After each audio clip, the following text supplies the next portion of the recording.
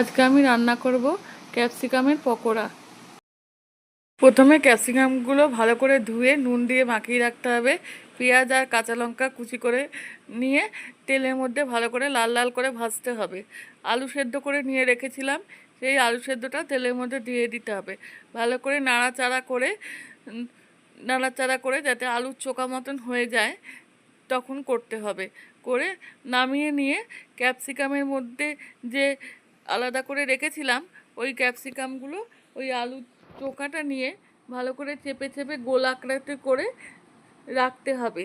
রেখে একটা বেসনের ব্যাটার তৈরি করতে হবে। একটা বাটির মধ্যে বেসন নিতে হবে, নুন, হলুদ গুঁড়ো, জিরের গুঁড়ো নিয়ে জল দিয়ে ভালো করে মোটা করে একটু গুলতে হবে, গুলে রাখতে হবে।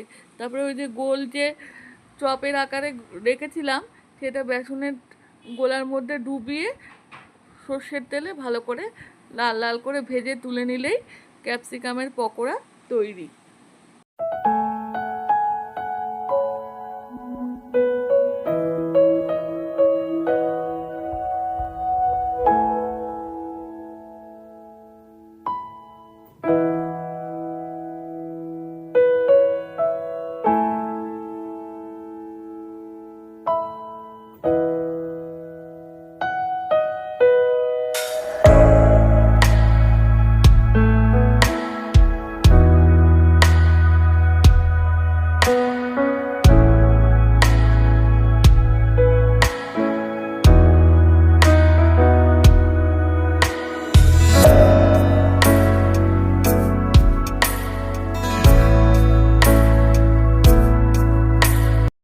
সবাইকে ধন্যবাদ আমার ভিডিও দেখার জন্যে।